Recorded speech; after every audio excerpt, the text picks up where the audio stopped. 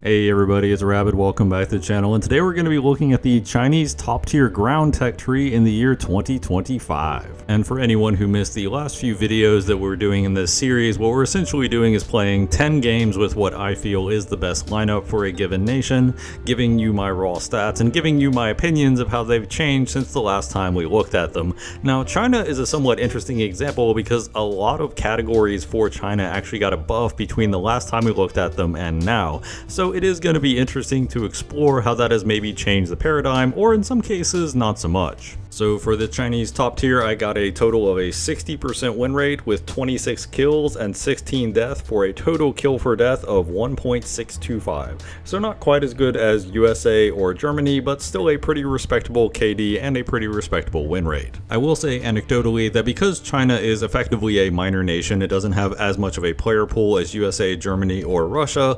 The quality of the teammates was somewhat all over the place while I was playing this lineup, so it did vary pretty considerably as to how good or completely useless my team was, but that was just another factor. So the first part of the lineup, and the part of the lineup that didn't really change at all, were the Chinese MBTs. I'm still using the ZTZ-99A and the WZ-1001, and the reason I'm using these two vehicles hasn't really changed at all since the last time we talked about them. The big factor that I do not like with the VT-4A1 is that it sacrifices mobility, and the mobility is really the aspect of the Chinese MBTs that make them feel good to play and subjectively actually kind of fun to use.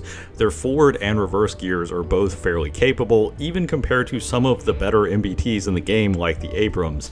The ZTZ-99A compares favorably to pretty much every other top tier MBT in the mobility aspect, especially in terms of overall agility, since it is a pretty lightweight MBT at only about 55 tons. With that being said, I did get some questions on my last video looking at Chinese top tiers to why I was rating the ZTZ-99As so low, and I feel like it is very easy to underestimate if you don't play a ton of top tier exactly how painful a 7.1 second reload can be, especially if you have a very fast and agile tank. If you have a fast and agile tank, you want to be aggressive with it, but you always have to couch that aggression with the idea that your follow-up shots are going to be slower than basically everybody else.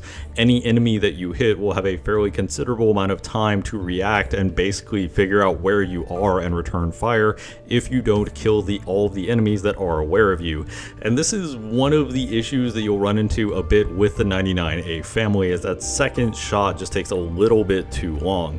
If it had a 6 seconds or a 6.5 second reload, I would like them considerably more. The other factor that holds the Chinese MBTs back is increasingly the lateral armor. Things like autocannons can actually tear up the sides of these tanks more efficiently than it can almost every other MBT at this point, because most other MBTs right now at top tier either have side ERA skirts, they have side composite skirts, they have spall liners, or some combination of these factors.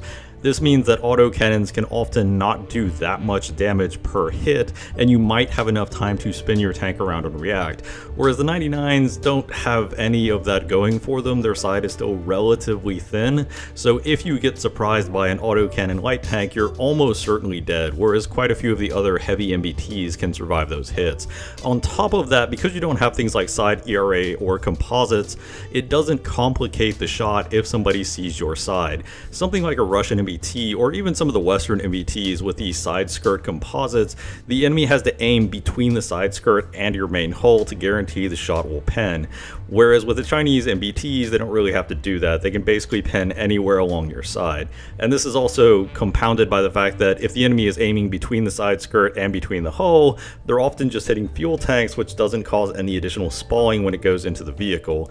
So because the Chinese tanks can't force your opponent to kind of aim for that gap where they're hitting the fuel tank, if you angle your vehicle, it does make them considerably less good when angled than basically all of the other top tier MBTs right now. That's not to say in any way that I think the tanks are bad. The gun still works, the mobility is excellent, and the hull down protection is quite effective, but it is going to limit what you can do realistically with the vehicle, and it is going to make the vehicle less forgiving than some of its contemporaries in other tech trees. So I still think it is a capable tank, it's fun to play, but it's not exactly hyper competitive. So you can absolutely have good games in the Chinese MBTs, but you do have to be aware of their limitations. And this is also the reason why I really really do not like or use the VT4A1 because one of the big strengths and one of the reasons why I want to play these MBTs is because they are so light and they have such a good engine with such good forward and reverse gears, and the VT4A1 just craps on that, and all you get in exchange is a hard kill system that only really protects you against things like spikes or toes, which are not even what is killing you most of the time. Now, the anti-air for China did actually see several noticeable upgrades since the last time we checked in with them. The first one is actually the addition of the radar UI helped the Tor M1 and the HQ-17 fairly considerably in terms of increasing their reliability and landing hits on targets. So even if you're using one of the older model anti-aircraft systems, they still tend to be a lot more effective than they were when we checked in on them last time.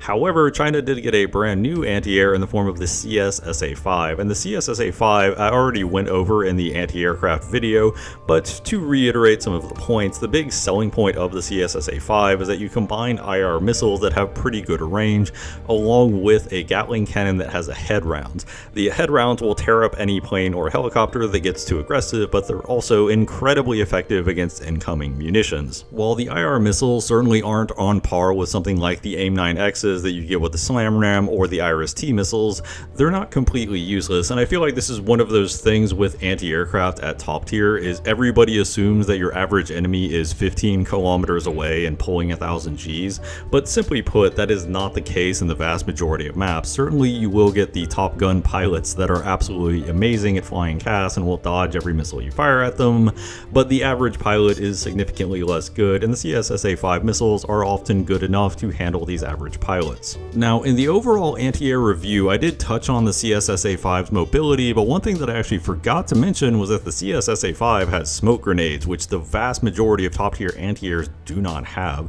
and this makes the CSSA-5 remarkably annoying for enemy CAS because even when it's not killing them, it actually is difficult for a lot of these CAS aircraft to kill the CSSA-5 since it is mobile enough to put itself in unpredictable positions, and even if they lock and fire a missile at it, the smoke will actually defeat a lot of these missiles, especially because it can smoke and easily move out of the path of something like a TV or IR guided missile. Additionally, the smoke will completely defeat things like laser guided missiles, so if you are fighting things like drones or Apaches, you can cover those pretty easily.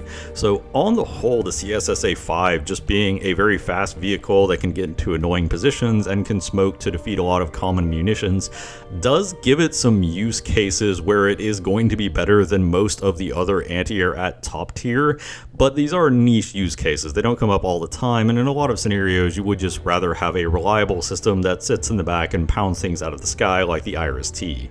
That being said, I do feel like the CSSA-5, especially for a backup anti-air, is really good. It can cover a lot of the gaps that the other anti-aircraft systems from the major nations might have, and does so very effectively. I personally think this is an excellent, essentially minor nation anti-air, because you don't need the minor nation to do all of the heavy lifting, you just need it to cover areas that the major nation anti-airs aren't covering. And with a Gatling cannon with the head rounds and some IR missiles, this vehicle can very much do it. It can even smoke out things like IRIS-T SAM systems to kind of help them defeat incoming munitions. So the CSSA-5 does have some pretty strong use cases, even though on the surface it doesn't seem that good. China also got a brand new light tank that it can use for top tier. This is the VT5. I was hoping for the ZTQ-15, maybe we'll see that someday, but the ZT5 is close enough for government work. Now, I want to say right off the bat that I really like the VT5. I think it's a very cool looking vehicle, but it does have some downsides that hold it back a little. The first one is the overall mobility. Now, the mobility isn't bad, but especially when you're using it side by side with vehicles like the 99A and like the WZ-1001, it does feel a little on the weak side. The engine isn't crazy powerful, and its forward and reverse gears are fine, but not really anything special. It feels very much like a normal run-of-the-mill MBT in terms of its overall mobility, which is a bit of a letdown considering that your actual MBTs for China actually have excellent mobility. The other area where it was a bit of a letdown was actually the gun depression. The gun depression on the VT5 is not very good, so it doesn't use hills the best out of any vehicle, but it's not terrible at them. But it does limit the positions you can play. And lastly, when the VT5 was first added to the game, I said, and I wasn't joking that when I said this, that a 76 Sherman versus a VT5 is basically just a game of who can fire the shot first, and I wasn't joking. The front armor, even the thickest part on the front of the turret, is less than 100 millimeters. Something like a BMP-2M just shooting its normal autocannon will tear apart your turret from the front through the thickest part of the armor. So this vehicle is paper thin, even though it outwardly resembles an MBT. You need to assume that anything can shred you, even if it's a fairly light autocannon, and some of the more powerful autocannons that you'll see, like the 30 millimeters, etc., will just tear the entire vehicle to pieces from basically any angle.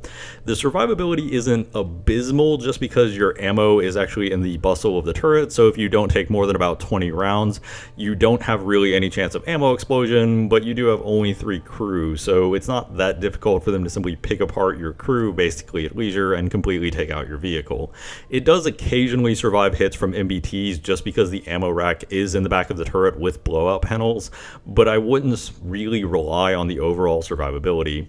So in general, I do think the VT5, with its incredibly fast reload at 5 seconds and its pretty capable ammo loading, where it does have a pretty solid armor-piercing fin stabilized round, along with a sappy round that's pretty decent and a proxy fuse round, do lend it some use cases that some of the previous vehicles didn't have, because when you look at a vehicle like the ZLT11, one of the big factors that holds us back is actually its pretty anemic reload.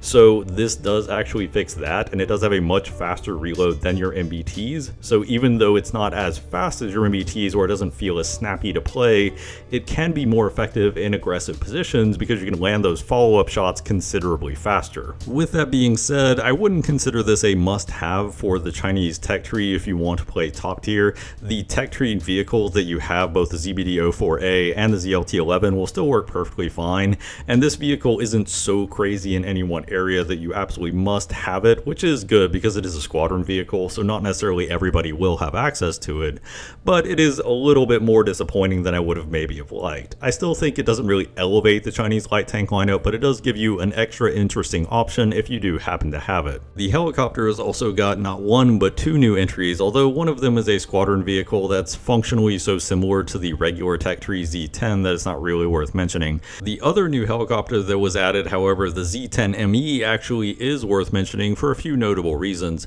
Number one, it does actually have a search radar, which couples really well with the TY90s. It makes it easier to generally pick up aircraft and figure out where they are in relation to you and use your pretty reliable and remarkably long-range air-to-air missiles. Additionally, you still have the 16 TY90 loadout, so you can basically just be a flying surface-to-air missile battery, which is pretty solid.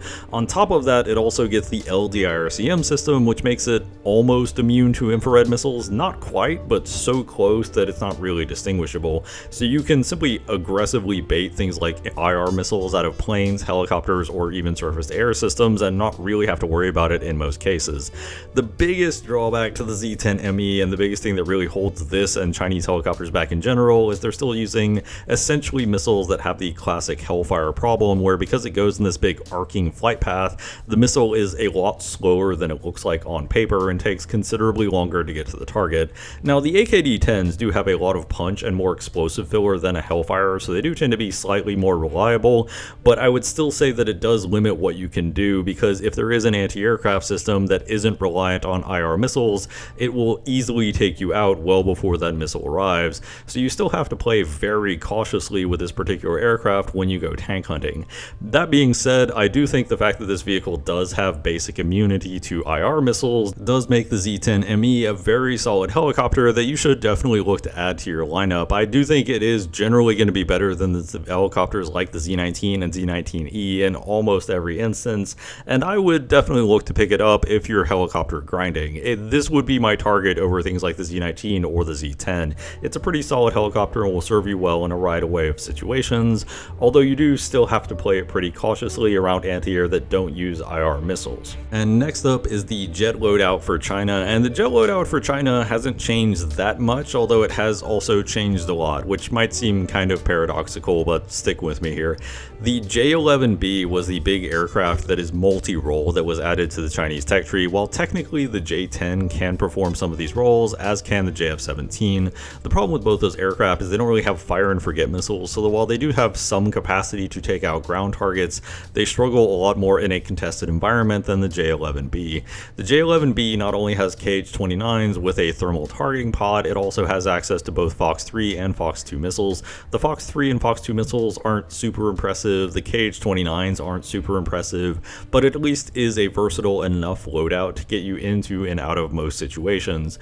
The problem with the J-11B is that none of these weapons really stand out as exceptional for a 12.7 airframe. KH-29s are TV guided, they're not IR guided, so their lock range is more limited, especially if you want to reliably lock targets that are moving. However, stationary targets you can often lock from pretty far away and still hit, and the KH-29s are pretty fast. The PL-12s and the PL-8Bs aren't really anything special in terms of air-to-air. They're generally competent and can get you kills, but they're not really anything special, and they don't excel in any real area, so they feel like generic air-to-air missiles for their respective categories. Obviously you have IRCCMs on the PL-8Bs, they're IR missiles, they have decent-ish range and pull.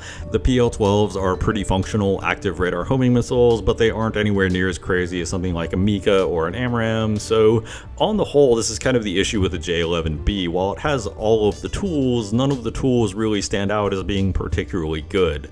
And on top of that, it doesn't carry the biggest loadout either. You can only carry 3 KH-29s if you're carrying the targeting pod, and that only leaves you with 2 PL-12s and 4 PL-8Bs, so you don't exactly have the most versatile loadout either, but it is at least a step up over something like a J-10 or a JF-17.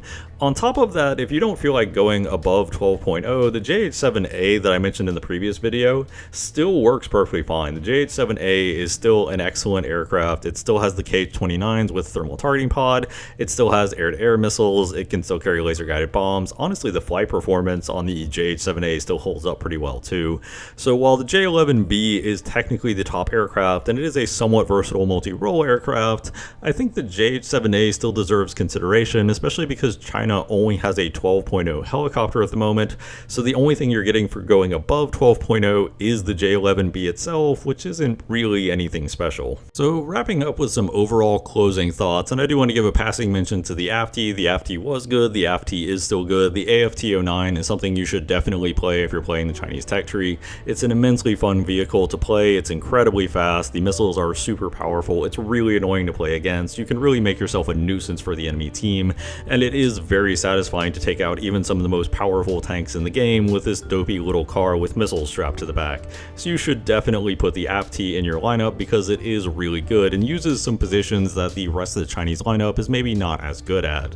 Now, going into the Chinese lineup itself, I feel like it's pretty self-explanatory. I'm mostly playing the J-11B because I'm playing as high as possible with these nations, but I really don't think that the J-11B is all that necessary. You could drop it down to a JH-7A, and honestly, you would fight a lot more premiums at that point, and you would probably have a better time overall. One thing I will say, and one thing that isn't really obvious until you start playing the lineup, is that China top tier has much newer vehicles than basically any other nation, and what this translates to is that the Chinese vehicles have a bunch of soft abilities that other nations don't in pretty high abundance, and these are things like very high quality thermals, not just in the gunner sight but in the commander sight across basically the entire range of vehicles. Laser warning systems are stapled onto almost everything, so you don't have to worry as much about getting randomly bopped by lasers as you do from some other nations that don't really have laser warning systems or have them in much more limited capacity.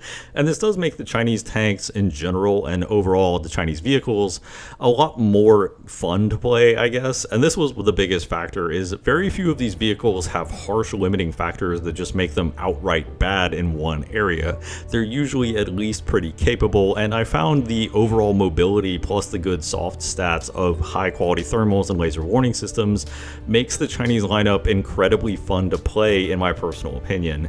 And this is kind of the opposite of Russia. Russia does have some really powerful vehicles, but it has a very boring linear playstyle because a lot of them have very restrictive features such as reverse gears that hold them back from really doing anything but a very singular approach.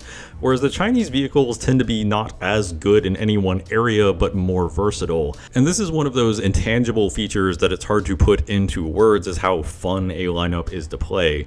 I really enjoy playing the ZTZ-99A family, I really enjoy playing the VT5, I really enjoy playing the CSSA-5. The CSSA-5 might actually be my favorite top tier anti-air to play at this point. The thing is an absolute blast to play. If you haven't played it, you definitely should. It's incredibly fast, incredibly annoying. Using the Gatling gun to just mow down ordnance, always enjoyable. And of course, being able to smoke out your allied anti-air so the enemy air has a harder time killing them. It's just a really fun anti-air to use. On top of that, the AFTI is always fun to use, and I really like playing the Zenit-10ME as well. Just playing an anti-aircraft battery that's flying and floating around in places that your opponent wouldn't expect. Again, very amusing. It's one of those lineups that I think the fun factor of it is a lot higher than most people realize, because the vehicles do have enjoyable features that make them just interesting to play, versus a lot of other lineups that go more for raw power. So overall, I did definitely enjoy playing the Chinese lineup, but I can be honest with myself that despite enjoying it, it's not the most powerful, even if it is quite fun. I would still grade it as about a B tier. It can definitely do work, you can have good games in it, but most of the vehicles do have at least one factor holding them back from really being the best they could possibly be. But those are just my thoughts on the matter. Let me know what you think of China in 2025 and how the top tier performs. I always love to hear from you guys in the comments down below. If you like the video, like and subscribe, always helps out the channel. As always, danke bitte, tschüss.